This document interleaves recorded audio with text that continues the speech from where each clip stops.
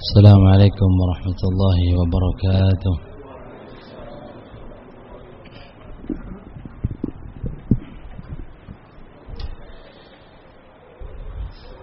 الحمد لله والصلاة والسلام على رسول الله وعلى آله وصحبه ومن والاه،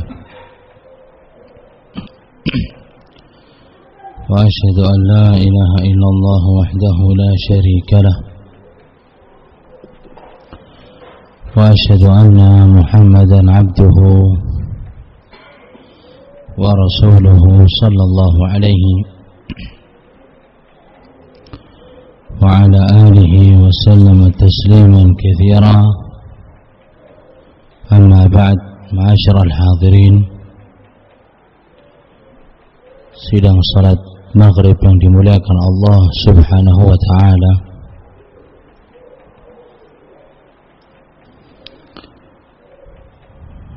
sebetulnya kajian kita di dalam pembahasan sirah nabawiyah, akan tetapi kita ingin selingi dengan tausiah ataupun nasihat,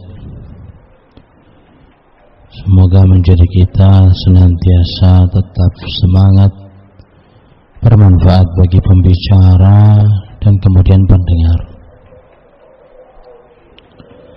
Perlu diketahui bahwasanya kita datang ke tempat ini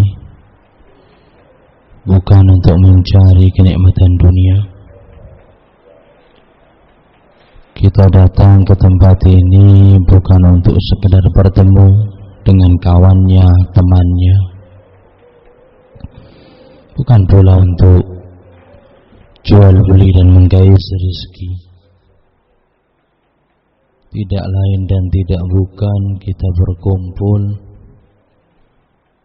adalah untuk mempraktekkan implementasi dari hadis Nabi sallallahu alaihi wa ala alihi wasallam dengan sanad yang sahih. Talabul ilmi fariidatun ala kulli muslim. Mencari ilmu ini merupakan kewajiban bagi setiap muslim. Lafaz muslim ini juga termasuk di dalamnya kaum muslimah, karena dengan kita menuntut ilmu, ikhwani hafizakumullah, bisa beribadah kepada Allah subhanahu wa ta'ala di atas petunjuk. Syaratnya ibadah itu ikhlas dan mengikuti Nabi sallallahu alaihi wasallam. Nah, dari mana kita tahu kalau ibadah kita ini sesuai dengan petunjuk Nabi sallallahu alaihi wasallam, melainkan jembatannya adalah ilmu. Dengan ilmu pula kita bisa mengetahui mana syirik, mana tauhid, bisa membedakan mana yang hak, mana yang batil, mana sunnah, mana bid'ah. Sebab itu Nabi SAW bersabda, fariidah, ini hukumnya wajib. Yang paling penting adalah apa? Mengenal Allah subhanahu wa ta'ala. Ilmu yang wajib untuk didapat, difahami. Mengenal Nabi-Nya Muhammad SAW. Kalau kita sudah mengenal Allah, mengetahui dengan rububiyahnya, uluhiyahnya, asma wa sifat, mengetahui pula apa itu dan siapa Nabi Muhammad SAW, maka kita bisa untuk memberikan kepada hak-haknya. Allah subhanahu wa ta'ala memiliki hak yang wajib untuk kita tunaikan. Begitu pula Nabi SAW punya hak yang wajib untuk kita berikan. Kalau enggak faham ini, ikhwani hafizakumullah, berbahaya.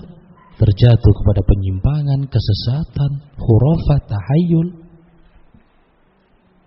Nah, maka para ulama mereka menyebutkan 4 sebab kenapa belajar ilmu agama ini wajib.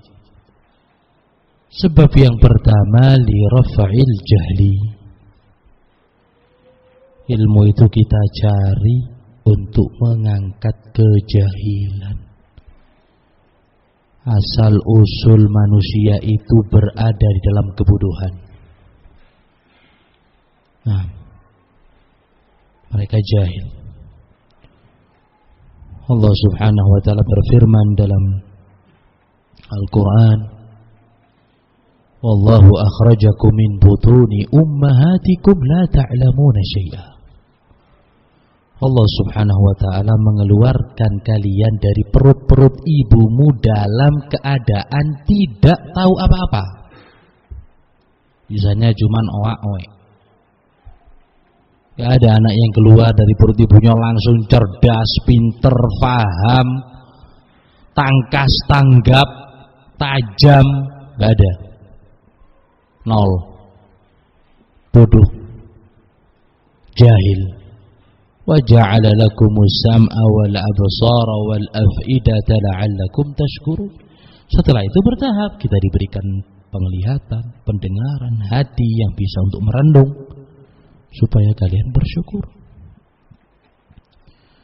Maka dari sini ikhwan hafizakumullah, orang-orang sebelum kita mereka semangat mencari ilmu, belajar. Nah, Ibnu Abi Hatim rahimahullah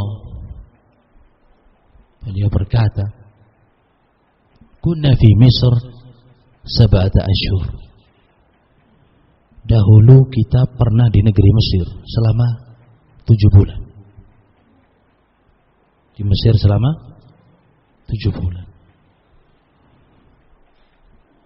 Naharuna li mujalasati asyuyukh. Di siang hari waktu kita untuk bertemu dengan para masyayikh, duduk majelis ngambil ilmu.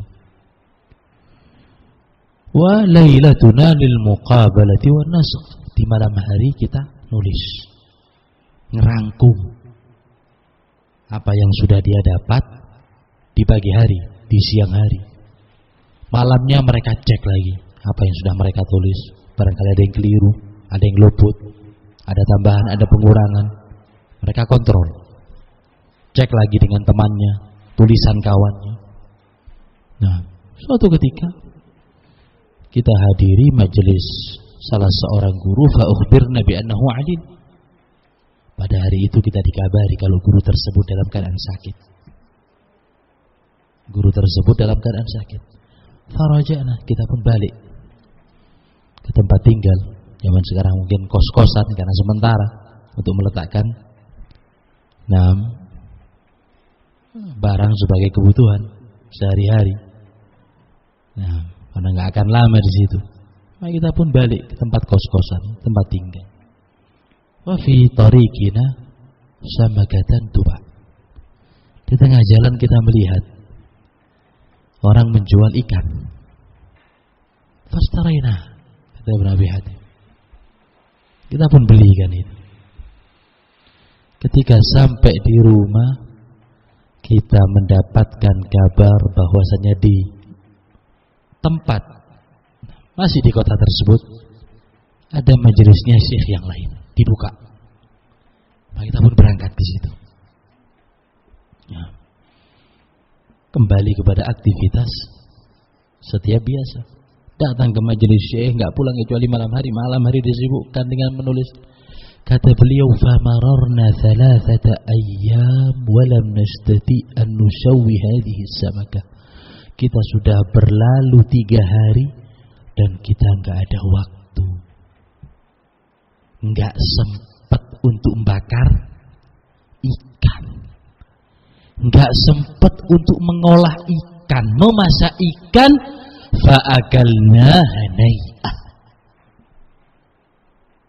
Kita makan dalam keadaan mentah.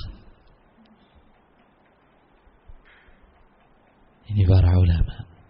Kemudian beliau mengatakan, la yustata'ala ilmu birahatil jasad. Ucapan yang sangat masyhur dari Ibnu Abi Hatim dan yang serupa pula sebagaimana dikatakan oleh Imam Yahya bin Abi Katsir.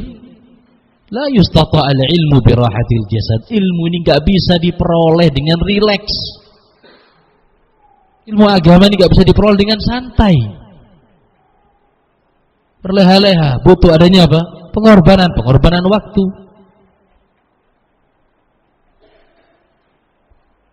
Sampai enggak bisa mengolah ikan.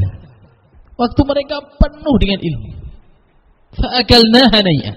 Kita pun makan dalam keadaan mentah. Kalau zaman sekarang ikhwani hafizakumullah, sebagian ustadz enggak mau ngisi sampai tahu dulu list jamuan makanannya ini apa saja. Kalau enggak cocok komplain atau inden atau minta makan siang ini, makan pagi ini, makan malam. Para ulama sampai nggak mampu mereka mengolah ikan, dimakan dalam keadaan mentah, tidak menghalangi mereka untuk terus menuntut ilmu. Ini barokahnya ulama pada zaman-zaman terdahulu. Begitu pula Imam Al-Bukhari rahimahullah. Sebutkan dalam terjemahnya ikhwani hafizakumullah, siapa yang enggak tahu Imam Al-Bukhari ketika disebutkan hadisnya beliau mendapatkan doa rahimahullah HR Bukhari. Dulu ketika muda ikhwani hafizakumullah, ketika beliau mencari hadis kayak zaman sekarang, dahulu dibutuhkan persiapan kendaraan pergi dari ujung Rusia sana, Bukhara, iklim Khurasan pada saat itu, berangkat ke Syria, Damaskus, negeri Syam, lompat lagi ke Hijaz, Mekah, Madinah, kemudian berangkat lagi ke Yaman, dari Yaman naik ke Afrika sampai ke Mesir. Habis waktu mereka. Nah, di antara yang disebutkan oleh Imam Al-Bukhari rahimahullah untuk mengumpulkan buku yang selalu kita baca, menjadi pembendaharaan kaum muslimin sampai waktu yang Allah Subhanahu wa taala kehendaki. Rahilna ila Adam ibn Abi Iyas. Aku berangkat untuk menuju ke tempat guruku yang bernama Adam ibn Abi Iyas. Fatakhallafat nafaqati, karena jauhnya perjalanan, perbekalanku habis. Perbekalanku hilang, antara mungkin dicuri atau habis dikonsumsi. Nah, kata beliau, faj'alna akulul hashish 3 ayyam. Karena habisnya perbekalan, gak ada apa-apa di tangan. Nah, mungkin kalau kita di sini ikhwan fillah satu turun di rest area. Kalau mereka sepanjang mata memandang warnanya satu, coklat padang pasir.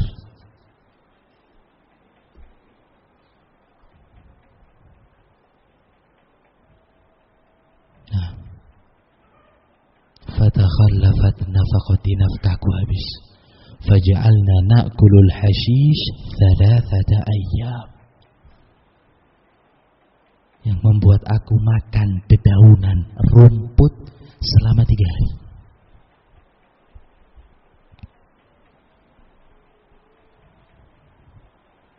Kalau kita mungkin di pinggir jalan banyak ngelihat pepaya, pisang, macam-macam bentuknya. Nah, Imam Al-Bukhari makan rumput selama 3 hari. Wala ya'rifuhu ahad, enggak ada satupun orang yang tahu. Wa fi yaumi tsalits, pada hari ketiga, hari terakhir. Nah, mungkin kalau diteruskan beliau jatuh. Pada hari ketiga, ja'a rajulun wa ana la a'rifu, tiba-tiba datang seseorang dan aku enggak tahu siapa dia. Tiba-tiba datang. Wa dafa'a ilayya surrata dananir, memberikan kepadaku 1 kantong uang dinar, pecahan uang emas, dan mengatakan anfikha ala nafsik, pakai ini untuk dirimu. Imam Bukhari nggak tahu siapa orang ini, tahu tahu-tahu datang seolah-olah tahu keadaan Imam Bukhari nggak punya apa-apa, sudah habis detik-detik terakhir. Tiba-tiba memberikan harta, uang, pecahan uang dinar, dan mengatakan nafkahkan ini untuk dirimu. Nah, pertolongan dari Allah Subhanahu wa ta'ala. Wa may yattaqillah yaj'al lahu makhraja. Bertakwa kepada Allah Subhanahu wa ta'ala diberikan jalan keluar. Wa yarzuqhu min haitsu la yahtasib. Diberikan rezeki dari jalur yang dia tidak sangka-sangka sebelumnya. Oleh sebab itu mereka semangat belajar, mencari ilmu. Untuk apa tadi yang pertama? Mengangkat kejahilan. Semua kita bodoh. Oleh sebab itu ketika Imam Ahmad ditanya, ya Aba Abdillah, sampai kapan kamu ini mencari ilmu? Imam Ahmad ibn Hanbal, Imam Ahli Sunnati wal Jamaah, beliau mengatakan minal mahbara ilal makbara, dari tinta ini, pulpennya beliau, sampai kepada liang kubur. Dari tinta ini ilal makbara, kepada pemakaman. Maksudnya sampai wafat. Kenapa ikhwani hafizakumullah, ilmu ini enggak ada istilah libur.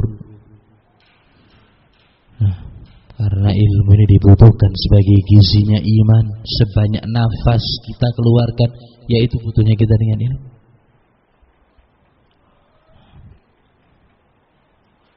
Dan ketika Imam Ahmad ditanya, beliau dari tinta ini menuju ke kuburan.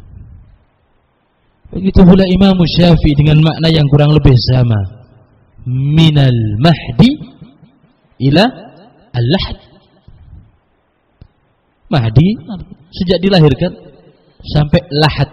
Lahad itu lubang di tengah, di dalam kuburan. Maksudnya dari bayi baru lahir sampai wafat.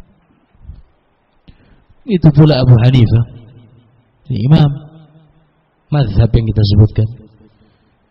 Abu Hanifah mengatakan, man dhanna annahu yastaghni min at-ta'allum falyabki ala nafsihi, yang dia merasa cukup sudah sampai di sini untuk mencari ilmu, maka tangisi dirinya sendiri. Barang siapa yang merasa dirinya cukup, ini berarti masih jahil dari ilmu, falyabki ala nafsihi, hendaknya dia menangisi dirinya sendiri. Kenapa ikhwani hafizakumullah? Ilmu ini banyak. Kalau kita kerahkan semua waktu untuk ilmu, la yu'tika illa ba'dha, ilmu tidak akan datang kepadamu kecuali sebagian saja. Ini kalau semua waktu kita berikan. Lantas bagaimana kalau kita memberikan kepada ilmu ini ikhwani hafizakumullah sisa dari ujung waktu kita, baik itu hari ataupun pekan, maka akan dapat apa? Maka tujuan daripada kita menuntut ilmu yang diwajibkan oleh Allah Subhanahu wa ta'ala dan Rasulnya untuk mengangkat kejahilan. Setelah kejahilan tersebut hilang, ya kita dituntut untuk mengangkat kejahilan orang lain, keluarga, anak-anak, famili, kerabat. Kenapa ikhwan hafizakumullah? Coba kita lihat zaman sekarang. Umat manusia masih percaya dengan hal-hal yang di luar rasio manusia, masih meyakini dengan petilasan, simbau rekso, penjaga bukit, penjaga gunung, memberikan sajen kepada mereka. Belum lagi kepercayaan ngalap berkah keramat kepada benda-benda pusaka. Ada apa enggak ada ini? Ada. Baik itu keris, apa lagi? Aki, apa lagi? Besi. Besi apa? Besi tua, kalau besi tua dijual. Besi kuning, sabuk, sabuk sakti. Umat manusia berada di atas kejahilan yang luar biasa. Ana 2 hari yang lalu baru datang dari Ambon. Daurah di sana sekitar 3 hari. Kita sempat ngisi di satu daerah yang namanya Tulehu. Di Tulehu ini ikhwani fillah muslim. Mayoritas muslim. Nah, mereka memiliki adat. Mereka rayakan tiap tahun pada hari Idul Adha, yang disebut dengan Abda'u. Dijadikan seperti festival Abda'u, suku muslim adat Tulehu. Apa yang dia lakukan ikhwan hafizakumullah? Dia hiasi kambing. Kambing ini dihias, dikasih baju, dikasih pernak-pernik, terus dikarak. Dikarak dari ujung kampung sampai ke masjid. Masjid ini paling dalam. Dari ujung kampung sampai ke masjid. Di belakang kambing ini mereka naikkan bendera hijau agak tinggi. Dan mereka punya keyakinan yang dapat memegang kain dari bendera tersebut ikhwani afidakumullah mendapatkan barokah. Muslimin disebut dengan muslim adat. Kata ikhwah kita, ya Ustaz, sempat ada yang sampai naik ke lantai 2 bahkan ke atap rumahnya kemudian loncat supaya dapat bendera tersebut. Ada yang patah, bahkan sempat dapat berita di antara mereka ada yang wafat. Demi apa? Ngalap barokah. Mereka meyakini bahwasanya ini merupakan kurba, mendekatkan diri kepada Allah Subhanahu wa taala. Baik, gimana kali?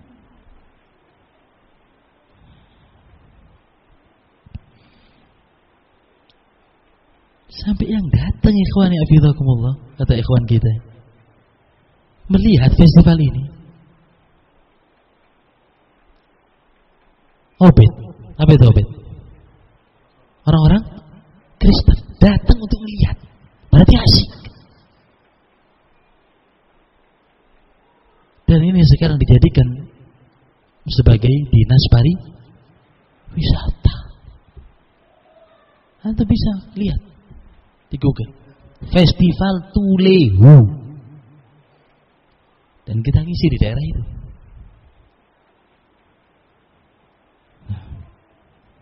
Begitu pula yang lain di Maluku, seberangnya Ambon, di daerah Hanunu, ya Pulau Seram, satu wilayah Muslim semua. Di teluk tersebut ikhwani afidakumullah lumayan banyak buaya di teluknya. Suatu ketika ikhwan kita ini masang jaring. Subhanallah, buaya masuk ke jaring tersebut. Sama salah satu ikhwan kita, ikhwan hafizakumullah, dibunuh dari bawah kepalanya atau lehernya. Mereka tahu letak kelemahan buaya, dibunuh sehingga mati. Yang membuat kepala adat ini marah dan mengatakan, Tete kok dibunuh? Apa itu Tete? Hah? Kakek. Nah, Tete itu kakek. Jadi mereka menganggap bahwasanya buaya ini kakek nenek moyang. Kepala adat itu sampai marah. Tete kok dibunuh? Kakek kok dibunuh? Ya, kita tidak bicara Hindu, Buddha, Nasara, kaum muslimin, adat muslim. Ini lebih parah daripada teori apa? Darwin. Lebih parah daripada teori Darwin ini.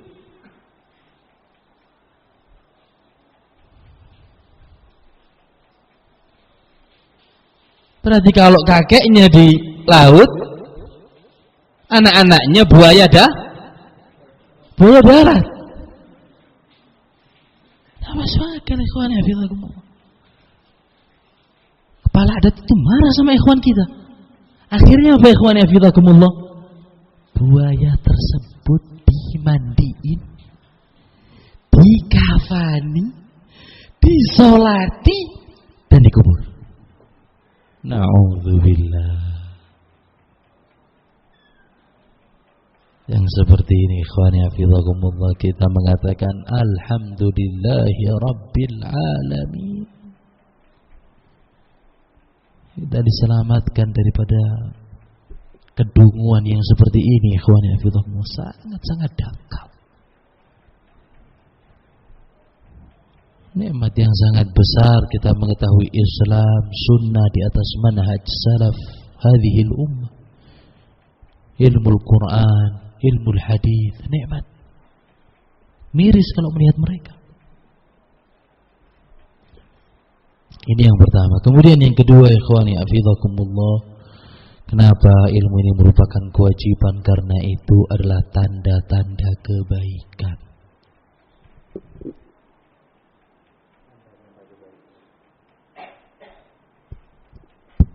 Nah,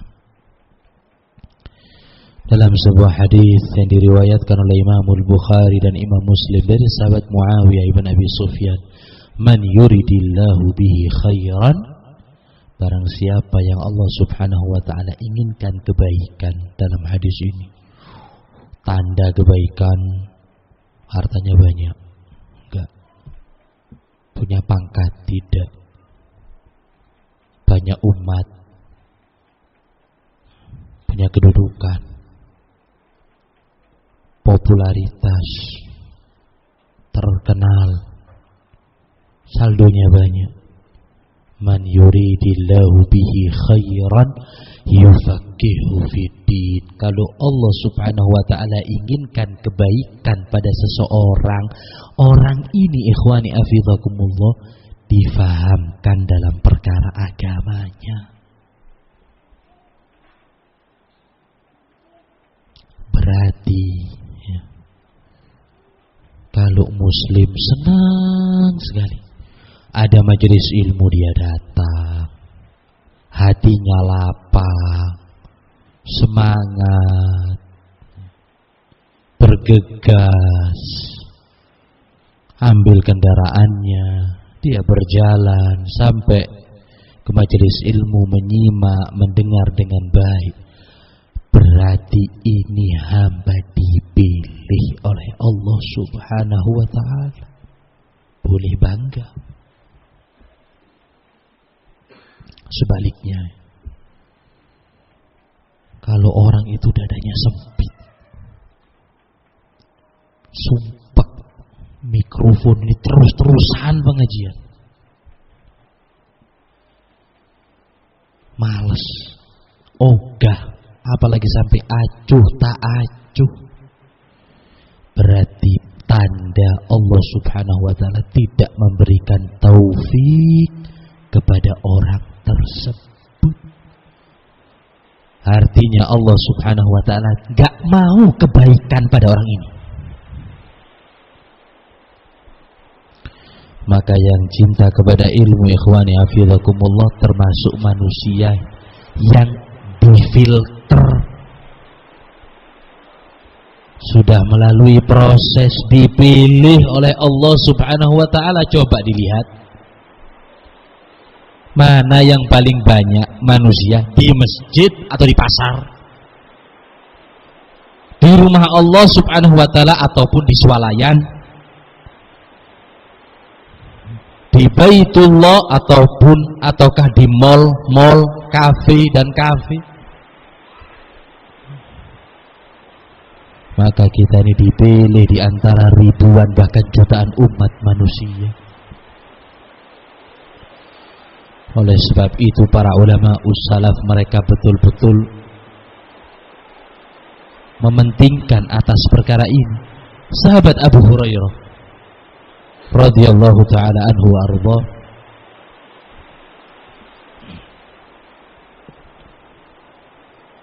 merupakan sahabat Nabi Shallallahu Alaihi Wasallam yang masuk Islam bukan di permulaan, bahkan masuk Islamnya pada peperangan apa?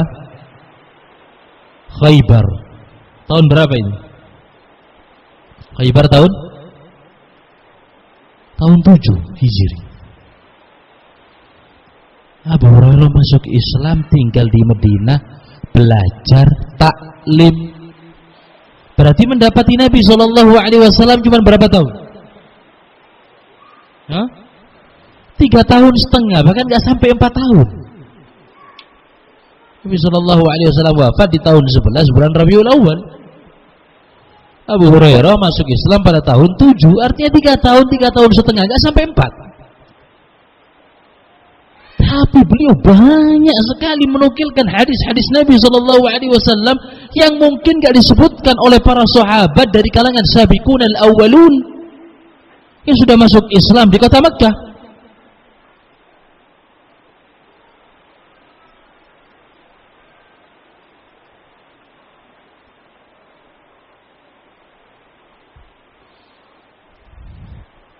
Bahkan mengungguli Usama ibn Zaid, Zaid bin Thabit, Zaid bin Haritha, Abu Sa'id al-Khudri.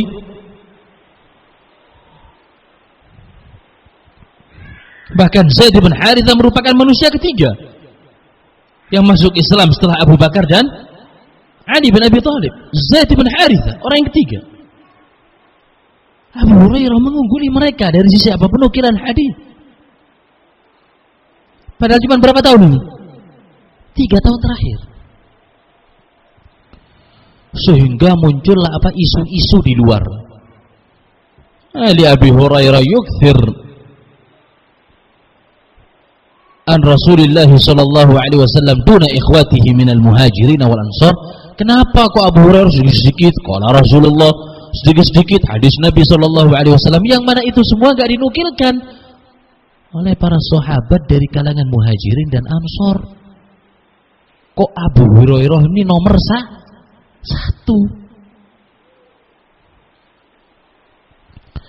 Maka Abu Hurairah mengatakan, kana ikhwati minal muhajirin yushiluhumus safqa fil aswaq.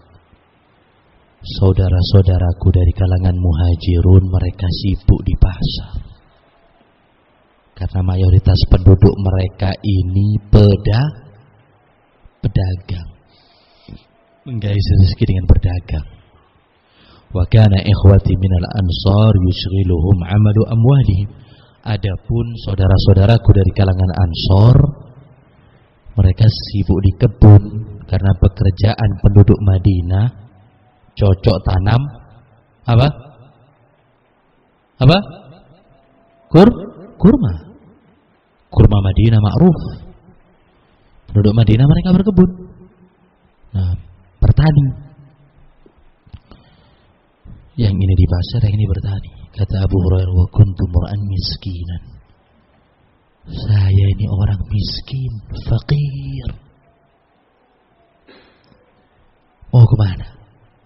Duduknya di masjid. Ahlu sufa.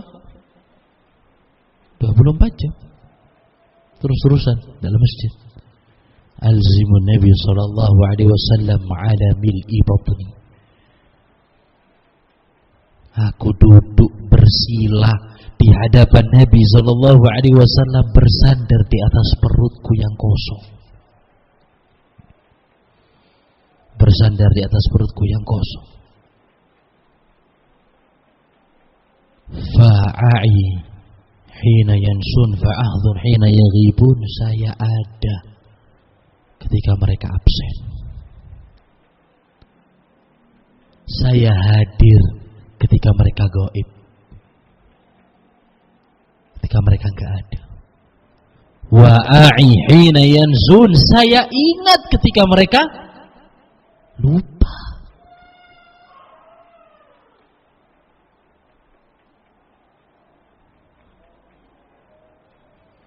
Sampai karena seringnya, uletnya beliau dalam menghafal hadis Nabi sallallahu alaihi wasallam, mengeluh kepada Nabi, ya Rasulullah, inni hafidtu haditsan katsiran ansa. Wahai Nabi SAW, saya ini menghafal banyak hadis tapi cepat hilang, enggak lengket, enggak nempel, cepat kabur. Maka Nabi SAW bersabda, ubsut rida'ak, lemparkan selendangmu, surban imamahmu.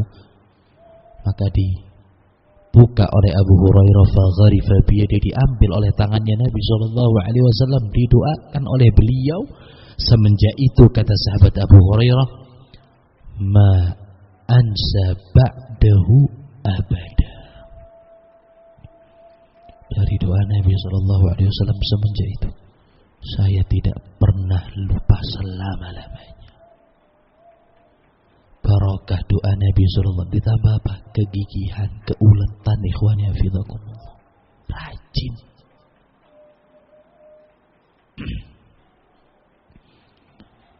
Dan beliau sampai menukil kepada kita 5.374 hadis. Nomor berapa? 1, paling banyak. 5.374 hadis, dan dipersaksikan oleh sahabat yang lain, di antaranya Talha ibn Ubaidillah. Sahabat Talha mengatakan, la syuk, saya enggak ragu, anna Abu Hurairah sami'a ma lam nasma'. Sahabat ini yaitu Abu Hurairah radhiyallahu taala anhu wa ardha mendengar apa-apa yang kita belum pernah dengar.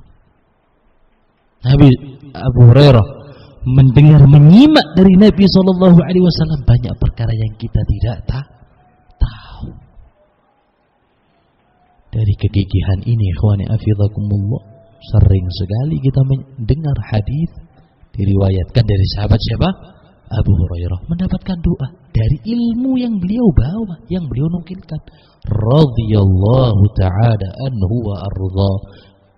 Semoga Allah Subhanahu wa taala meridhai beliau. Nah, mendapatkan apa? Barokah ilmu. Kita masih enak, ikhwani fillah. Gak pernah lah kita hadir di majelis taklim dalam keadaan perut keroncongan sampai bunyi semua. Gak ada. Apalagi Masya Allah, jamuan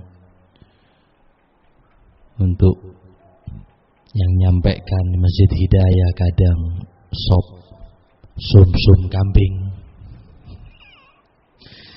tambah sate, belum yang bakar-bakaran. Gak sebanding kita kalau dilihat dari jeripayah mereka, gak ada apa-apanya. Imam Syafi'i rahimahullah, siapa yang tak kenal dengan Imam Syafi'i? Muhammad ibn Idris. Kita bicara dulu ketika kecil, bukan ketika sudah terkenal. Beliau mengatakan sendiri, kuntu yatiman, aku anak yatim, fi hijri ummi, di pangkuan ibuku, bapaknya sudah meninggal ketika beliau masih kecil. Gak ada ayah, gak membuat seseorang patah arah. Kata Imam Syafi'i, fadafa'at ni ummi ilal kutab, ibuku meletakkan saya di kutab. Kutab ini kalau zaman dahulu halakoh-halakoh di masjid. Bahasa kita apa? Ya seperti mungkin TPA atau madrasah di masjid. Ibuku meletakkan aku halakoh di masjid. Walam takun inda ummi ma tu'til mu'allim, ibuku enggak punya apa-apa untuk diberikan upah kepada pengajar, sehingga saya dititipkan di masjid. Kata Imam Syafi'i, fa ujalisul ulama, di masjid itulah saya duduk bersama para ulama di majelis-majelis mereka. Kullu ma asma' mas'alatan aw hadithan fa ahfadhuha, setiap saya mendengar permasalahan fikih, tafsir, akidah, atau saya mendapatkan hadis, segera saya hafal. Walam takun inda ummi ma tu'tini min ajli an ashtari bihi qaratis. Ibuku pun juga enggak bisa memberikan aku uang jajan. Enggak punya buat ngasih kepada apa? Guru, ustad, kiai, gus, juga enggak dapat uang jajan. Miskin. Ibunya miskin. Kepala keluarga sudah enggak ada. Kata Imam Syafi'i, yang mana jajan itu? Maksudnya bukan untuk beliau makan. Beliau ikut dengan orang-orang yang ada di dalam masjid. Artinya ibuku nggak bisa memberikan aku uang jajan yang mungkin bisa aku pakai untuk beli kertas.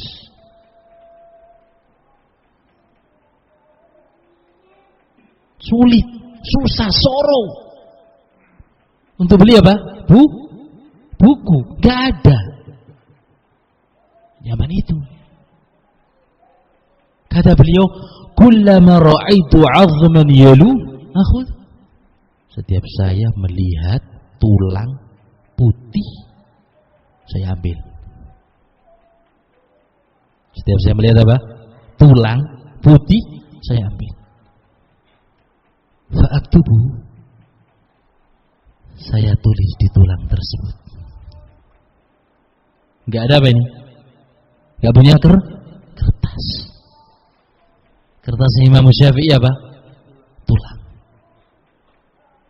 Fa'idha imtala'a, ketika tulang ini ikhwani afidhakumullah sudah penuh dengan tulisan, isinya hadis, Quran, fikih, masalah khilafiyah, tafsir, hadis. Kalau sudah penuh tulang tersebut, tarahtu fi jurratin lana qadimah, saya simpan, saya tumpuk di gentong milik ibuku yang sudah lama. Jadi bukunya Imam Syafi'i apa? Tulang belulang. Sampai kata Ishaq ibn Rahawai rahimahullah, ma dhanantu anna Allah khalaqa mithlah. Saya tidak mengira Allah subhanahu wa ta'ala menciptakan manusia seperti ini. Imam Syafi'i ikhwani afidhakumullah hafal Quran umur 7 tahun. Bukan hatam ya. Baca Al-Quran dengan buka mushaf, luar kepala, Al-Fatihah sampai An-Nas. Hafal Al-Quran umurnya berapa? 7 tahun. Mulai kapan hafalnya? Wa hafidtul Muwatta wa ana ibn Ashir. Dan aku hafal hadis karya Imam Malik yang terkenal di kota Madinah, yang itu merupakan guru beliau, yang dikenal dengan sebutan Muwatta. Isinya penuh ratusan hadis. Aku hafal kitab tersebut penuh, full hatam, hafal hadis-hadis tersebut, dan umurku 10 tahun. Quran berapa? 7. Muwatta berapa? 10. Jangan kemudian antum kira qala Rasulullah sallallahu alaihi wasallam innamal a'malu binniyat, gitu saja enggak. Disebutkan dengan apa? Rawi-rawinya. Haddatsana fulan an fulan an fulan an fulan an fulan an Umar ibn al-Khattab an Nabi sallallahu alaihi wasallam, satu persatu. Jelimet itu ya. Selesai umurnya beliau berapa? 10 tahun. Kata Ishaq bin Rahman, "Antu annallaha khalaqa mithla." Saya tidak mengira Allah Subhanahu wa taala menciptakan manusia seperti ini. Wa ma ra'aitu ainayya mithlahu, dan saya tidak pernah melihat manusia seperti ini. Saya tidak mengira Allah Subhanahu wa taala menciptakan manusia seperti itu, dan kedua mataku ini tidak pernah melihat seperti Muhammad ibn Idris Asy-Syafi'i rahimahullah. Wallahu ta'ala alam. Sudah datang waktu Isya. Wassallallahu ala nabiyyina Muhammad wa ala alihi wa sahbihi wasallam.